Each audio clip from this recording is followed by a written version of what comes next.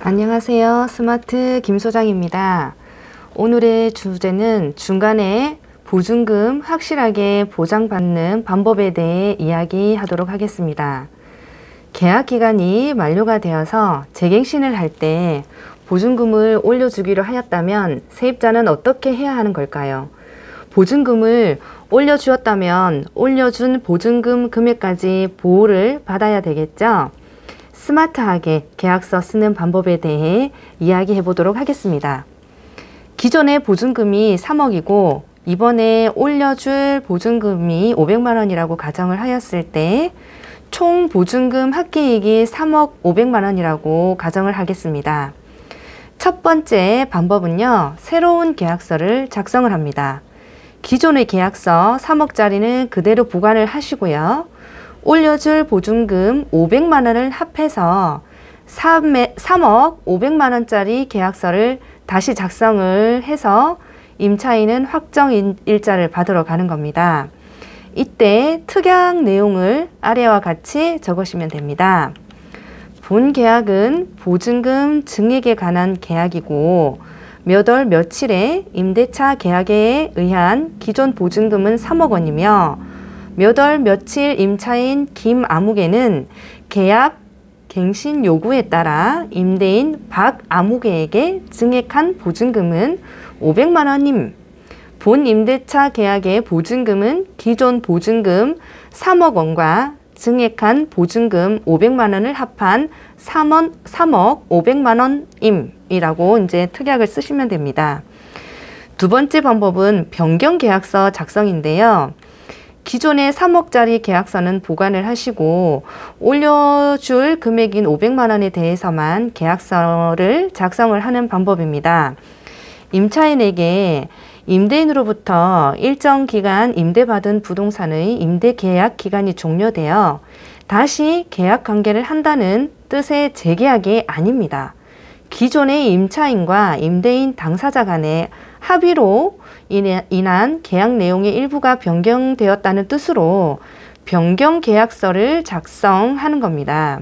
그래야 나중에 경매로 집이 넘어가게 되더라도 임대차 효력이 발생을 하게 됩니다. 특약으로는 몇 월 며칠 500만 원의 보증금을 올려주는 조건으로 작성된 계약이라는 것을 적어서 넣으시면 됩니다. 이렇게 변경 계약서라는 이름으로 새로운 임대차 계약서를 작성하였다면 주민센터에 가셔서 다시 확정 일자를 받으시면 됩니다.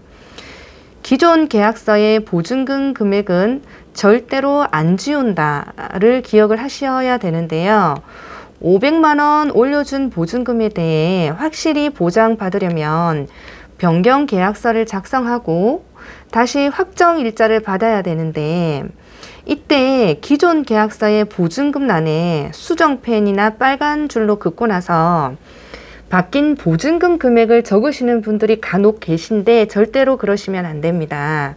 이렇게 하시면 기존의 보증금 금액을 확인할 길이 없어진다는 겁니다. 전세권 설정 등기를 한 경우에 보증금 보호받는 방법에 대해서 이야기하도록 하겠습니다.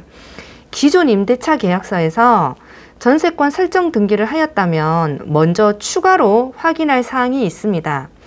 기존 임대차 이후에 근저당권과 같은 권리 변동이 있는지 없는지부터 확인을 하십니다. 다른 권리 변동이 없다면 증액된 금액만큼만 변경 등기, 전세금 증액 등기를 하시면 됩니다. 하지만 만약에 다른 권리 변동에 설정이 되어 있다면 올려준 보증금 금액만큼 추가로 전세권 설정 등기를 하셔야 합니다. 등기할 때 필요한 계약서, 특약은 앞서 설명을 드렸던 확정일자 받을 때와 동일하게 작성을 하시면 됩니다.